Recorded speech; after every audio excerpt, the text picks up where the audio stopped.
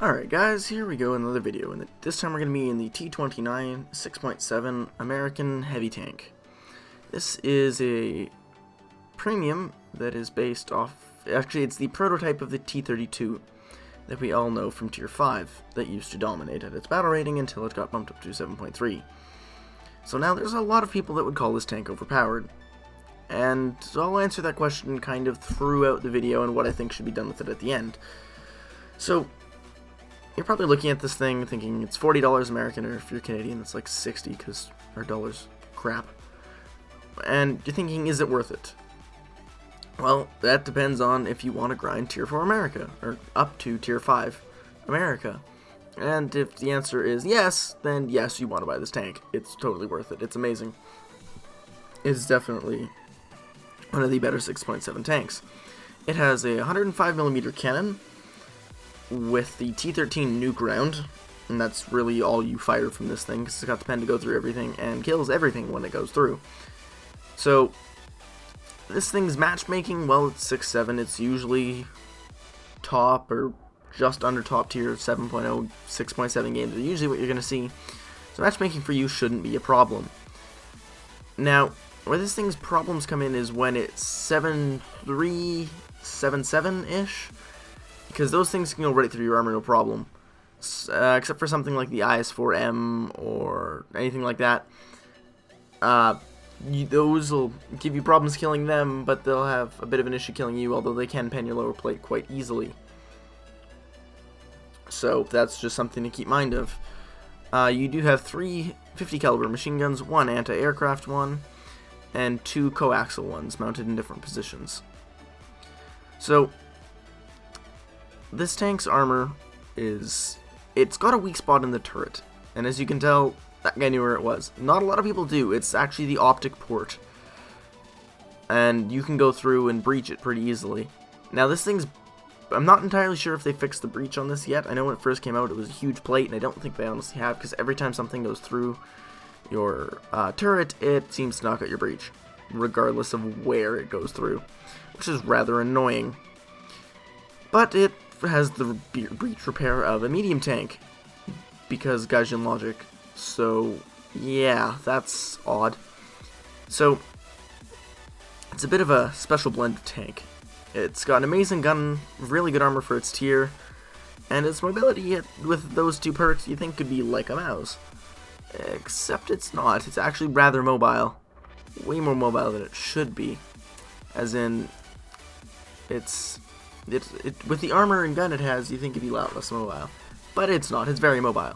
So you might be asking yourself, well, what are the drawbacks of this thing? I mean, it's a 6.7 compared to other 6.7s. What are its weaknesses? Yeah. It's lower plate. Well, I mean, that's on every 6.7 heavy tank. So it really doesn't have anything. I mean, its reload is not long by any means. It's not much longer than 88. An 88 on a stock crew versus this thing with an expert crew, not even aced, will beat its reload most times, or actually probably every time. So I mean, its reload is good. Its gun it's got amazing penetration. It's got amazing high explosive filling, but it's the same battle rating as the Tiger. And the Tiger's mantlet can be easily penned by this gun. The Tiger cannot easily pen it back. So that's where you start to see the overpowered controversy coming in. Now, do I think it's overpowered? In a word, yes. But I'll get into more detail on that later, because it's kind of an interesting tank. As I said, because it's premium, they can't really do anything with it. But, as you can see, my cannon gets knocked out again. But I actually think it was his Ostwind. So I want to fall back behind the house and repair it. So now kind of just showing what the tank can do. As you saw at the beginning, I got hit in the optics or whatever. Now mostly this game at this point was just cleaning up AI after killing the STA-1 who had no idea it was there. Now, I haven't driven my STA-1 a lot because I'm grinding my STB-1, trying to finish off that tech tree and get a video up for you guys. Now that shot right there, I have no idea how it happened, because my cannon barrel was still knocked out. It was a light yellow, but it shouldn't have shot. And I just kind of flinched and shot, and it killed the guy. not too sure what was up with that. And then Kugelblitz at long range, yeah, it goes right through it. Not too big of a deal. So, as you can see, this gun is making great work of these AA, because, well, they're AA, but its high explosive filler helps a lot. I mean, it just nukes everything. No exceptions, no mercy. So, yeah, and then my track gets knocked off by artillery. I mean, artillery's not a huge threat to this thing as if it would be if you were in an AA or like a Type 60. Now, when you're in a 7.3 game, there is something you have to keep in mind, though.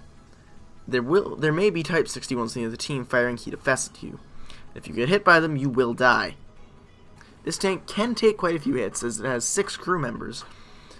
So, you can lose 3 crew members and still be combat effective. Whereas most tanks, you lose 3 crew members and you're out of the game.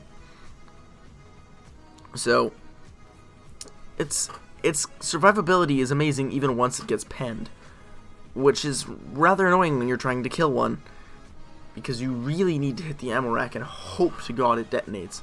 And it doesn't always detonate, because RNG be like, it's penetration. Oh, look, ammo rack's black. I'm just gonna make everything still work fine, even though the ammo's knocked out and he shouldn't be able to fire back. But that's not ever gonna happen. So, this thing, like I've said many times in this video already, is amazing.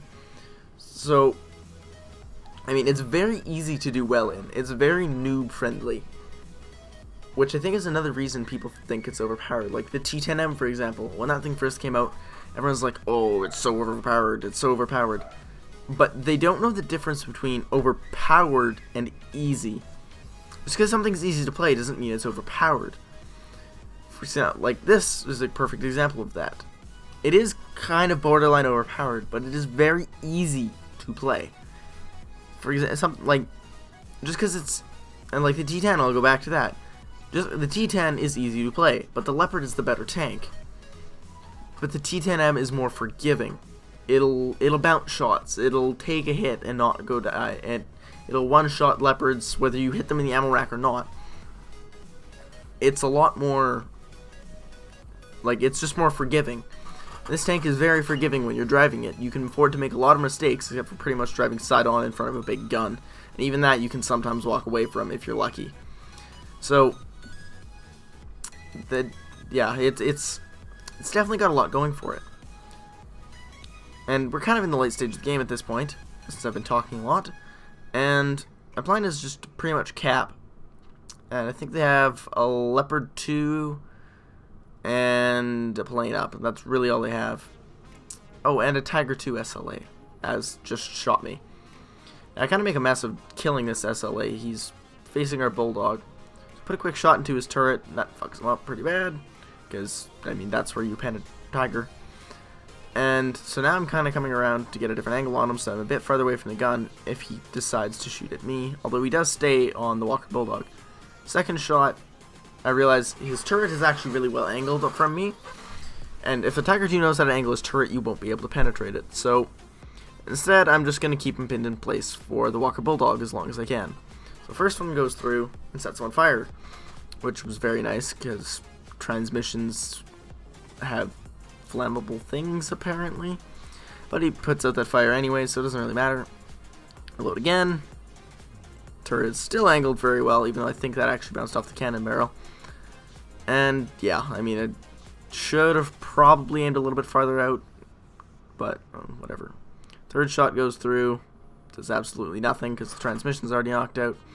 And the Walker Bulldog finishes him off, which was alright because that guy had like 6 assists or whatever in the game, and that was his first kill, so whatever. Now at this point, all that's really left is that Panther 2 that just put a shot into me. Now, this thing's neutral gear turning is definitely bad, as you can see by me trying to turn around and get around this house. So he sets me on fire for the first time, and I have no way of getting my gun on. I need to repair, my gun's not on. I'm trying to leave it my fire as long as I can. And second shot goes into my crew compartment, and there's nothing I can do. My gun's on the other side of a building, and he can keep shooting me, and I cannot return fire. Second shot comes in, he sets me on fire, I turn my turret around to point him, and it's at this point that I realize what's actually happening. So, he's got his gunnery, he knows what he's doing, he's got his hull around the other side, and that's my third fire. And yeah, the durability kind of comes into the tank when this thing gets set on fire. As you're going to see, I burn for a long time. Like, the cap is at about halfway right now, and I get to like 3/4 cap before I finally burn out. The burn on this thing was ridiculous, and that was my third fire. It wasn't even like it was my first one, and I didn't press my FPE key. It was just, nah, you know what, I'm just going to sit here and burn, and burn, and burn, just because, I don't know, I can. Now, if I were that Panther too, I'd start to question what the hell was going on with this. Because, like, I burned for a, like, stupid time. Like, I don't understand how I managed to live that long while I was on fire. Anyway, I do die, obviously, with no FPE and no engine and no water around. So, we're going to go into the next game. Now, quick note about this game. I forgot to press record. I've had a long day. I'm not trying to get another good game. I'm done. So, yeah. So this is a replay. I've just turned HUD off just to make things easier and switched into player view. Yeah, whatever. It is what it is. Next time, I swear to God, next time I press record. If I don't press record next time, I'm just done.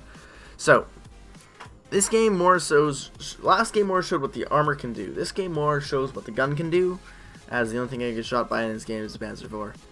So, I'm going down typical heavy tank lane, because I know there's a good position, for a fairly aggressive position I can get to, and I can be held down against it and hide my lower plate. So it's exactly what I want to do, because in this game I was top tier. And there's that excellent neutral gear turning again, which is almost non-existent. You're better off to get a little bit of a run and then turn. You'll just turn, you'll turn way faster. It's just not, neutral gear is useless in this thing. So, going down typical heavy tank lane on Normandy, and, well, my plan is just to kind of halt the advance along this side. I didn't realize how much support I actually had with me at this point. But that T-34-85, I mean, runs over the tree that'll be right in my way, and then takes the spot I wanted to go to. If you're in a medium tank, go to a medium tank position. Your heavy tanks do the slugging. And he gets shot by the Tiger 2P, who I go right through the turret cheek and end in one shot. Now there's another tank there that is a Tiger 1, well actually it's a heavy tank number 6, puts a shot into the T-29 behind me. I'm still reloading at this point, so I wait, aim on his upper plate, and just punch it right through, and also one-hit him. That was the first 2 kills of the game, and that was pretty much all that came down heavy tank lane. So, I take the position that T-34 is point lead, because he shouldn't be in the front down heavy tank lane, where he cannot flank. So, now I'm kind of debating pushing, and, well, I do decide to push, because nothing else was going to come down here. Let's let the T-44 go first, because he's more mobile, and I assumed he was going to go flank something. So, I'm pushing up the road, and I see a marker pop up over here. It wasn't just me, oh look, let's look over here. So, you can see the very cannon barrel of that Panther. I spot it, and put a shot. It hit him kind of right where the driver would be. Went through and knocked out all of his crew, because this thing is a nuke round. And yeah, so, now I'm driving up, and I see that T-29 exchanging shots with what was a Tiger 1. He kills that Tiger 1. So, I'm not entirely sure if there's anything else down there. There's the dead tank. That's when I spot that Tiger. So I gotta pull back, and then I can't pull back enough because the T-29's pulling back. Tiger 1 never saw me, put it right through his up front plate, because, I mean, this thing will go right through a Tiger like butter. I mean, a T-34-85 can do it. I mean, this thing definitely can. So now, I was planning on pushing down towards the beach and flanking their entire team that was still left on the beach, and all, yeah, that's where the capture point is. However, I really don't like the design of this map, because when I'm pushing around the beach, their spawn is right behind me. And I kind of feel bad because I wound up spawn camping a guy. Not because I was trying to, but just because the way that I like to flank the beach is I come down right in front of their spawn and I either get shot in the side or I have to spawn camp them. So I'm coming around here. By the way, the first one's not the guy I'm spawn camping. I see that muzzle flash there. See the top of the turret of the Tiger E. Put it through. T-15 nuke ram kills him. So double check, make sure my corners are all good, and then I see the Tiger 2 on the beach, pushing where the cap would be on domination. So I pull around to get a shot into him, and because I'm an idiot, I way overrange it and miss the tank completely and just fire right over. So then put a burst into his tracks just so I can mark him and get an assist for it at least when someone else kills him, because he is being circled by a T-29 and a bunch of other tanks. So as I reload, he gets shot in the back twice. So that something just killed that T-44, and it was the Panzer IV. And he just spawned, and there's a shot into me. And I'm completely blind. I see him now, I know where he is. And yeah, so he ends up dying. So I start looking around for another vehicle, just trying to see what's there. And at this point, I'm going to talk about what I think they should do with it. I think they should remove it from the game. Not because any particular reason, like, oh, it's overpowered or anything like that. Because I think it belongs at a 7.0. It doesn't belong at a 6.7. But it can't be a 7.0 because it's a premium. And giving top tier access to noobs is just not a good idea. Or they should nerf something. I don't know what they would nerf on it to make it acceptable at a 6.7. But anyways, that's about all, and I'll see you guys next time.